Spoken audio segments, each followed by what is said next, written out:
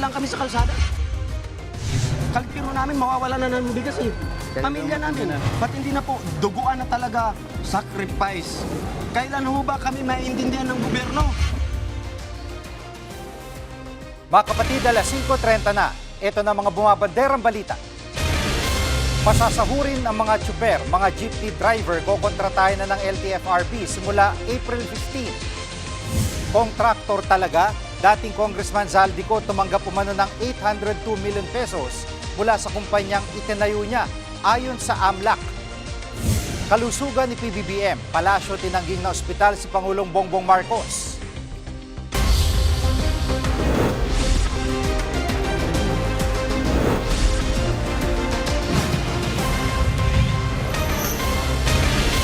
Pasasahurin na ng gobyerno mga tsuper sa buong bansa sa gitna ng krisis sa langis. Live mula sa Mandaluyong, nangunguna sa balita si Gio Robles. Gio, kailan sisimulan itong pangungontrata ng mga tsuper at sino-sino at saang mga lugar ang sakop nito? Jiggy, sa susunod na linggo, Miyerkules, April 15, aarangkada na ang service contracting program ng gobyerno. Ibig sabihin lang nito, kukontratahin ng LTFRB ang mga tsuper bilang tulong dahil nga sa sunod-sunod na pagtaas sa presyo ng mga produktong petrolyo. 800 million pesos ang ilalaang pondo na kukunin sa General Appropriations Act o GAA for 2026 ng Department of Transportation, ang mother agency ng LTFRB sa pag-arkila nga sa mga unit o mga traditional na jeep, modern jeepney, maging mga bus. Ito yung mga bumabiyahe sa ilalim ng EDSA Bus Carousel at AUV o mga UV Express. Katulad noong panahon ng COVID-19 pandemic, pasasahurin ang mga tsuper on a per kilometer basis. Pero fina-finalize pa ng LTFRB kung magkano ang matatanggap nila. Target na mapasama sa programa ang nasa 700 hanggang 800 na mga ruta sa buong bansa. Katumbas yan ng 15,000 hanggang 20,000 na mga units. Pakinggan natin ang pahayag ni Attorney Vigor Mendoza, ang chairman ng LTFRB. I-recompute natin kasi yung COVID time, mura ng gasolina noon. Ngayon, medyo nagmahal na, no? So, we are increasing this. But at the same time, gusto rin natin mapalawak ang coverage. That's why, yun yung balance na ginagawa natin ngayon. At Gio, nung pinatupad yan na kinukontrata yung mga driver sa Maynila, nakakalibre ng pamasahe yung mga commuter sa gagawin ito ng LTFRB. Ganun din ba ang mararanasan ng mga mananakay? Thank you, Sir Jiggy, dahil natanong mo yan, paglilinaw din sa mga pasahero natin na kahit may service contracting program na ang gobyerno o yung sinakyan yung jeep ay bahagi ng programa ng ito, no free ride. Kailangan pa rin po nating magbayad ng pamasahe sa ating mga tsuper. Pero posible pa rin naman daw ang discounted fares, pag-aaralan pa yan ng LTFRB o transport regulators kung magkano ang discount. Samantala, 2 hanggang 1 linggo itatagal ang first phase nitong programa, pero hihingi raw ulit ng pondo ang LTFRB, DOTR kung sakaling kailangang i-extend itong service contracting program. Pakinggan natin muli ang pahayag ng LTFRB. We do not anticipate this 800 million to last for very long, no? Mas lalo na kung talaga gusto natin mapalawak yung coverage nito. So we are anticipating, i-request na naman kami ng panibagong budget pag malapit na maubos itong 800 million na to.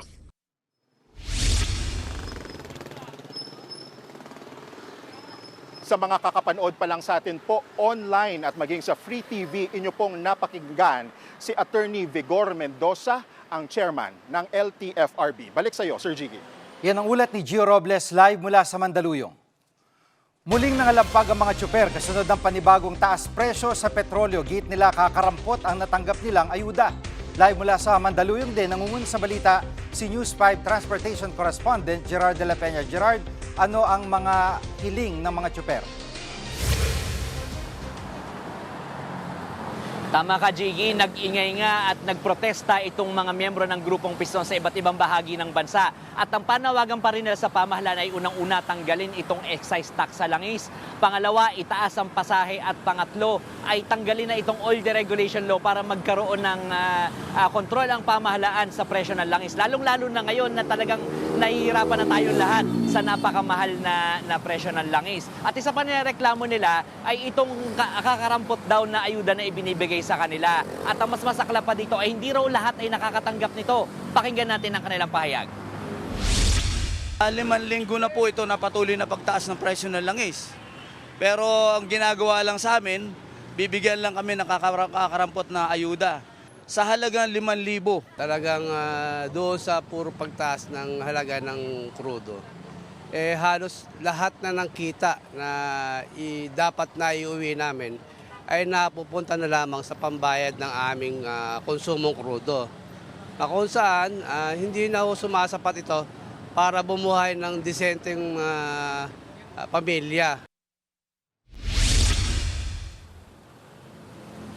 Jiggy, hindi pa naman daw napapag-usapan yung tungkol doon sa susunod na tigil pasada, no? Pero patuloy pa rin daw sila mga ngalampag sa pamahalaan.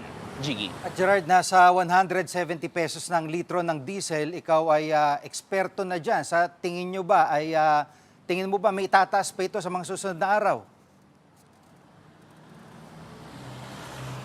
Alam mo, Jiggy, sabi ng mga sources natin sa industriya ay hindi malayong umabot ito sa 200 pesos per liter ang presyo ng diesel. Ano? Ganon din yung sinasabi sa atin ng ekonomistang si Alex Escucha. Ang sabi niya kasi, konting pagsabog lang, konting hindi magandang mangyari sa Middle East, talagang tumataas ang presyo ng langis. At parang malabo pa naman daw magkaroon ng ceasefire ng tigil putukan. So malamang daw ay umabot ito sa 200 pesos per liter. Ang sabi naman ni Energy Secretary Sharon Garin, mahirap daw talaga i-predict kung aabot ng ganito. Pero ang medyo sigurado raw ang DOE ay yung sinabi ni dating Energy Secretary Jericho Petilla na mukhang malabo na tayong bumalik doon sa dating presyo na nasa 60 pesos per liter. Ang problema kasi dito, Jiggy, ang daming mga facilities, ang daming mga infrastructure na nasira dyan sa Middle East, and it would take years, hindi lang araw, hindi lang linggo, kundi taon ang bibilangin bago ito ma-rehabilitate o ma-repair. Pakinggan natin ang sinabi ni Energy Secretary Sharon Garin tungkol dyan.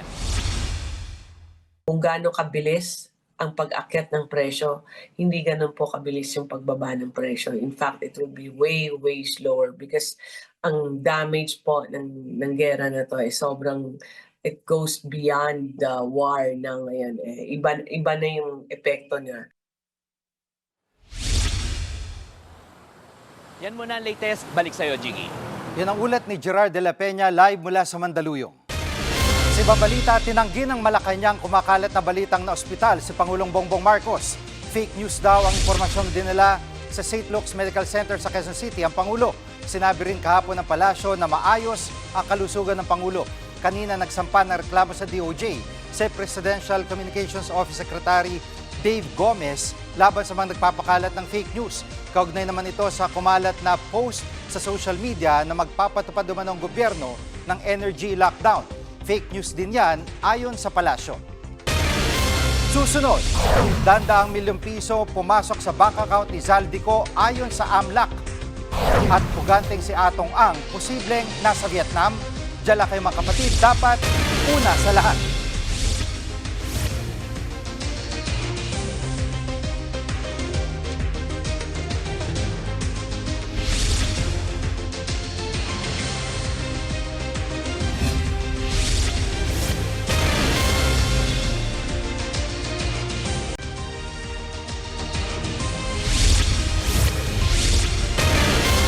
Lumabas sa pagdinig ng Sandigan Bayan na may malaking perang pumasok sa bank account ni Zaldico. Galing daw ito sa kumpanyang tinayo ng dating kongresista. Live mula sa TV5 Media Center, nangunguna sa balita si News 5 Justice Correspondent Camille Samonte. Camille, magkano ang perang pumasok kay Zaldico at bakit mahalaga ang impormasyon ito sa pagliliti sa kanyang kaso? Jiggy, 802 million pesos. Yan ang perang natanggap umano ng dating congressman na si Zaldico mula sa kontraktor na SunWest. Base yan sa pagsusuri ng Anti-Money Laundering Council sa mga bank records ng dating kongresista. Ibinunyag ito ng AMLAC investigator na si Attorney Mark Busa sa pagdinig ng Sandigan Bayan 6th Division para sa kasong malversation. Siya rin ang sumuri sa bank records ni Ko at siya rin ang testigo na pinisenta ng prosecution. Ang pagdinig ay kaugnay sa 289 million pesos na substandard flood control project sa Nauhan Oriental, Mindoro. SunWest ang kontraktor ng kinikwestyong proyekto at si Ko ang founder nito. Ayon kay Busa, nailipat ang 802 million pesos kay Ko mula sa SunWest sa pamamagitan ng check deposits mula 2019 hanggang 2025. Para sa prosekusyon, patunay itong si Ko pa rin ang beneficial owner ng kumpanya kahit nag-divest o kumalas na siya rito noong 2019. Jiggy? At Camille, ano ang sabi ng kampo ni Zaldico tungkol dito? Jiggy, wala pang pahayag ang Defense Counsel ni Ko kaugnay nito dahil hindi rin kasi sila pwedeng sumali sa hearing dahil itinuturing ngang fugitive from justice o pugante itong si Ko dahil nga nagdatago pa rin siya sa ibang bansa. Kailangan munang sumuko ni Ko para dinggin ang panig niya. Sa isang panayam, sinabi ni Interior Secretary John Vic Remulla na malapit nang ilabas ng Interpol ang red notice para kay Ko. Layo nitong matukoy ang kinaroroonan ni Ko at maaresto siya. Jiggy? At sa ibang usapin, may update na ba ang ombudsman sa kasong plunder na sinampakin na Senator Chis Escudero at Congressman Martin Romualdez? Jiggy, ayon kay Assistant Ombudsman Miko Clavano, patapos na ang kanilang fact-finding investigation. Posibleng isampa ang kaso laban kina Romualdez at Escudero sa susunod na buwan. Bibigyan naman daw ng pagkakataon ang dalawang mambabatas na sagutin ang mga aligasyon sa preliminary investigation. Pakinggan natin ang pahayag ni Clavano. Matagal na rin niyang sinasabi sa media, no? Nung pumutok itong issue na ito, about 6-7 months ago, there was a lot of talk of the BICAM. Right? So the bicameral committee is that committee that finalizes the budget. Gusto namin klaro yung mga allegations, klaro yung ebidensya, at forthcoming ho yung mga witnesses. Jiggy, nauna nang sinabi ng kampo ni Congressman Romualdez na walang ebidensyang nag-uugnay sa kanya sa flood control scam pero handa raw silang harapin ang mga aligasyon. Wala pang bagong pahayag ang kampo naman ni dating Senate President Chis Escudero pero nauna rin niyang itinanggi na sangkot siya sa anomalya. Yan muna ang latest. Balik sa iyo, Jiggy. Yan ang ulat ni Camille Samonte live mula sa TV5 Media Center. Pinatatawag ng Komite ng Kamara ang COA at BIR sa impeachment hearing ni Vice President Sara Duterte. Live mula sa Batasang Pambansa, nangunguna sa balita si News 5 House Correspondent Marian Enriquez. Marian, anong impormasyon ang nais silang makuha dito sa dalawang ahensya?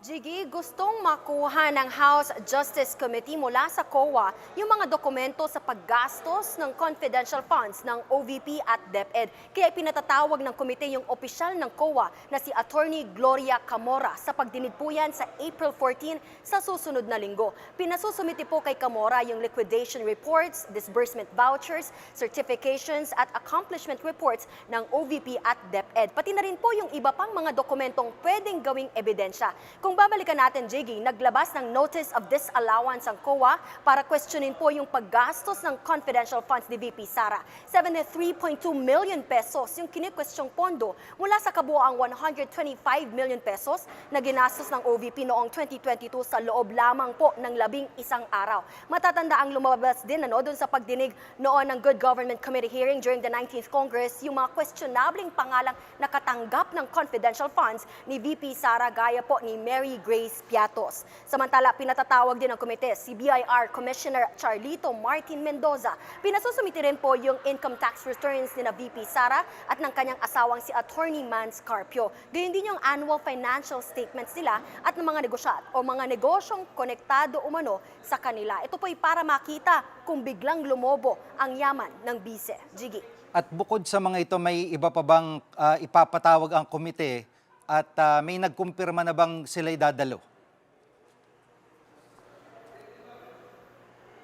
Yes, Jiggy, pinatitestigo rin sa pagdinig ang umano'y bagman ni VP Sara na si Ramil Madriaga. Nauna na rin sinabi ni Ombudsman Boying Remulla na handa silang ibigay ang mga sala ni VP Sara na ipinasapina na rin ng komite. At karamihan nga po doon sa mga ipinasapina ay nagkumpirma ng dadalo sa pagdinig. Narito po yung pahayag ni House Justice Committee Vice Chairperson Jose Alvarez. Hindi sila pwedeng hindi pumunta dahil they are part of government. So, dapat pumunta sila. Madriaga, of course, because he is in detention, madali kang ipatawag. Unless na magkasakit siya na hindi siya makalakad or bedridden siya or he has infectious diseases na kailangan may certification yung doktor. Jiggy, sa April 14, 22 at 29, muling gugulong ang impeachment hearing ni Vice President Sara Duterte. Dito tutukuyin ng komite kung may sapat na basehan o sufficient grounds para umusad pa nga ang mga reklamong impeachment laban sa bise. Nauna nang umalma ang kampo ni VP Sara sa pagdinig. Pinuna po nila yung pagtawag na mini trial sa ginagawang pagdinig na labag umano sa batas. Yan muna ang latest. Dito sa Kamara, balik sa Jiggy. Yan ang ulat ni Marian Enriquez live mula sa Batasang Pambansa. Sa ibabalita, posibleng nasa Vietnam ang puganteng negosyanteng si Atong Ang basehan sa natanggap na bagong tip ni DILG Secretary John Vic Remulla. Patuloy pang kinukumpirma ng ahensya ang naturang impormasyon. Bago nito napaulat na nasa Cambodia si Ang. Meron kasi siyang operasyon ng isabong doon. Si Ang ang tinuturong mastermind sa pagkawala ng mga sabongero. Intelligence reports na dumating na doon daw siya sa Vietnam. Hindi ko alam kung bakit doon. Hindi ko rin alam kung sinong connect niya ron. Very strict sila sa law and order. So I don't think na makakatayo siya ng negosyo ron. Susunod, isa pang Pilipina patay sa missile attack ng Iran sa Israel. At mabilis sa pagtaas sa presyo ng mga bilihin, ano bang epekto sa ordinaryong Pilipino? Huwag kayong bibitiw, dapat una sa lahat.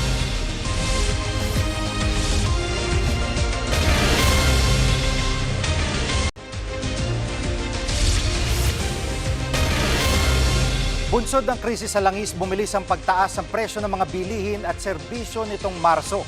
Pag-usapan natin yan kasama si One News Business Editor Regina Lee. Reg, umakyat ng 4.1% ang inflation rate ngayong Marso. Ito ba ay masasabi na record-breaking? Nako, Jiggy, oo nga. Parang every time na pupunta ako dito, bad news na lang hindi nadala ko, no? But yun na nga, nasa 4.1% na tayo ng inflation ng March kumpara sa 2.8% ng 2.4 pala, sorry. 2.4% no February. As you can see in the chart, in the graphic, malaki yung tinaas, 1.7 percentage points na tinatawag. Hindi siya necessarily record-breaking pero napaka-shocking ng pagtaas, napakabilis ng pagtaas sa isang buwan lang from February to March. Of course, alam na natin ang dahilan nito, no, which is yung global yung war sa Middle East. Kinonfirm na rin ni National Statistician Dennis Mapa kanina na ang primary driver ng inflation noong Marso was yung pagtaas ng petrolyo, yung global crude market. Imported kasi halos lahat ng oil supply natin na napag-usapan na natin to before, 98% of our crude imports ay galing sa Middle East, lalo na sa Saudi Arabia, UAE, Kuwait, and so on and so forth. Ngayon, yung mga refined, yung mga finished petroleum products naman, binibili natin sa mga bansa tulad ng Singapore, South Korea, Vietnam, and so on and so forth, sila din apektado. So, yung supply natin from them ay humina din. So, itong inflation, when we're talking about inflation, ang pinag-usapan natin is yung bilis ng pagtaas ng presyo ng mga bilihin at serbisyo sa isang takdang panahon. Hindi ibig sabihin tumaas yung presyo ng 4.1%. Ito yung rate of increase. Usually kasi ang projection ng inflation parang buong taon. Mm, 'Di ba? Pero correct. ito isang buwan. Correct. Kaya So, in talagang fact- ramdam mo. In fact, ang target ng gobyerno ay 2 to 4% lang ngayong taon.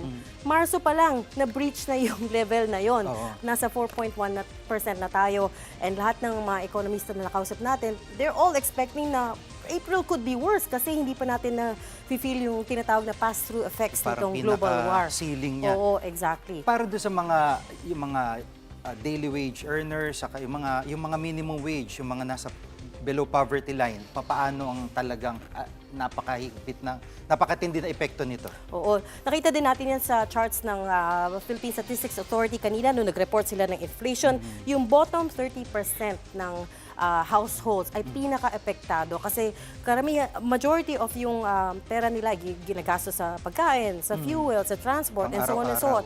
Lahat yan tumaas. Kung titingnan natin, nasa 4.1% na tayo.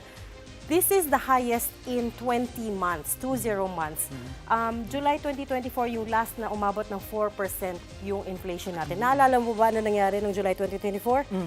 There was a rice crisis, although hindi nila tinawag na crisis Hindi yun. crisis.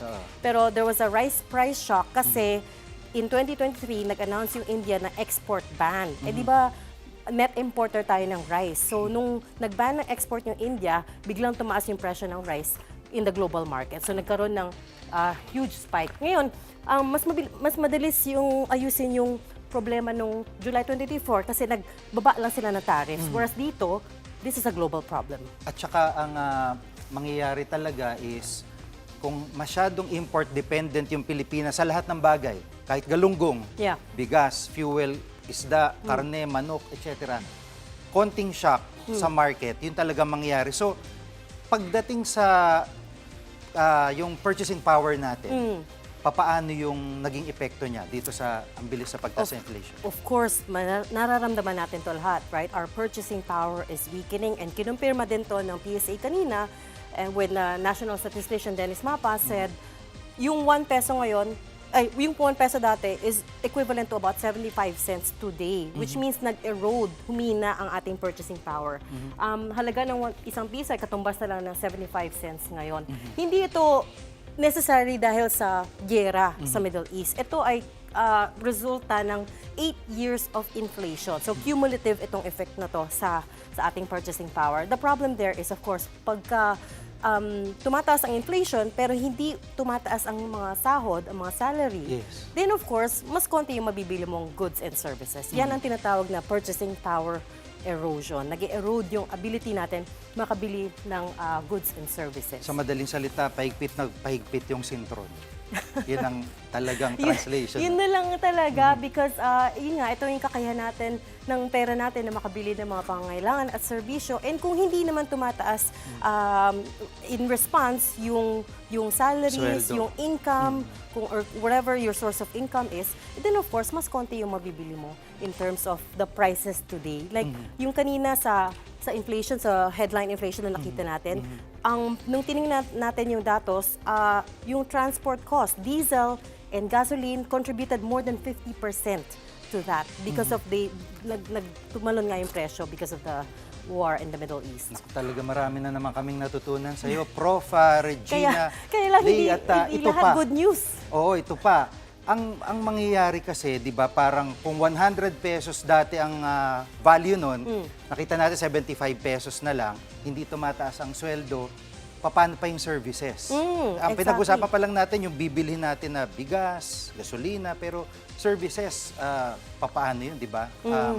Anong nakikita mo na parang long term? Kasi technically, kaya talaga siyang medyo preno ng gobyerno kung maglalabas siya ng pondo sa kanyang pamamaraan. Pero sa mga economists, ano sinasabi nila? Kaya lang yung ayuda is, ang sinasabi nila doon is, it will only go a short way. Katulad ng 5,000 peso transport subsidy na binigay sa mga jeepney operators, bus drivers, halos 2 araw, 3 araw lang inabot nun, di ba? Kasi bumili din sila ng groceries using that money. So yung ayuda is a short-term solution. On the other hand, ang sinasabi ng mga ekonomista, dapat din talaga may demand destruction, which means kailangan hinaan yung demand ng fuel. For example, other countries, nag-ration na sila ng fuel, katulad ng Thailand, for example. Kasi alam na nila na pag hindi nila ni-ration ngayon, and continuous pa rin, ganun pa rin karami yung ginagamit nila, baka umabot sa punto na there's fewer supply to go around.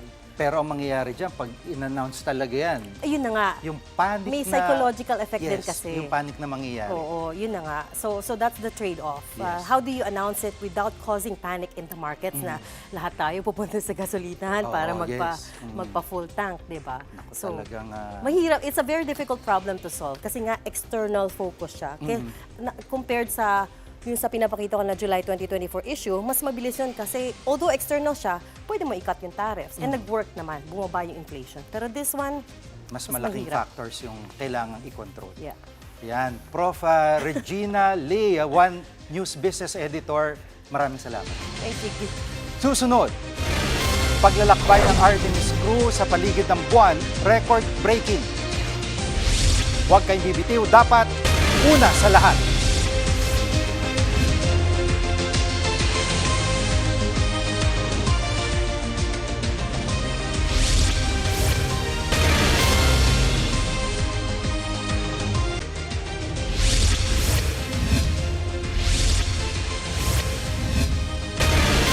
Isa pang Pilipinang nasawi matapos masabugan ng missile ng Iran sa Haifa, Israel. Di muna pinangalanan ng DFA ang biktima. Namatay siya sa kanilang bahay kasama ang kanyang asawa at mga biyanan na Israeli. Naipaalam na ng DFA ang insidente sa kanyang mga kaanak dito sa Pilipinas. Inaasikaso ng pagpapauwi sa mga labi ng ating kababayan. Siya na ikalawang Pinay na namatay sa gera sa Middle East. Nasawi rin ang caregiver na si Mary Ann Divera sa missile attack sa Tel Aviv nitong Pebrero. Nagpaabot naman ng pakikiramay si Pangulong Bongbong Marcos sa mga naulila ng ating kababayan. Nakantabay rin daw ang ating embahada para magpaabot ng tulong. Samantala, nagbanta si US President Donald Trump na pupulbusin ng Iran kung hindi nito bubuksan ng Strait of Hormuz. Babala ni Trump, kaya nilang wasakin ang lahat ng tulay sa Iran. Pasasabugin din daw nila ang lahat ng planta ng kuryente doon. Nanindigan si Trump na binigay niyang 2 araw na deadline sa Iran na matatapos alas 8 ng umaga bukas, oras dito sa Pilipinas. Nauna nang tinabla ng Iran ang alok na ceasefire ni Trump. Ang Strait of Hormuz ay daanan ng higit 20% global supply ng langis. The entire country can be taken out in one night, and that night might be tomorrow night. And I mean complete demolition by 12 o'clock. And it'll happen over a period of 4 hours if we wanted to. We don't want that to happen. Sa ibang balita, nagtala ng bagong record ang 4 na crew member ng Artemis II sa kanilang paglalakbay sa paligid ng buwan. Nakamit ng grupo ang record para sa pinakamalayong distansyang naabot ng tao sa kalawakan. 250,000 miles ang naabot nila distansya mula sa daigdig. Umikot ang Artemis crew sa madilim na bahagi ng buwan. Ang misyong ito ay paganda para sa plano ng NASA na muling magpadala ng mga astronaut sa buwan sa taong 2028. Babalik sa daigdig ang Artemis II crew sa April 10. Kami ang inyong mga kapatid sa balitan at public service, dapat una sa lahat. Abangan niyo po ulit kami bukas dito sa TV5, 1PH, RPTV, True TV at 105.9 True FM.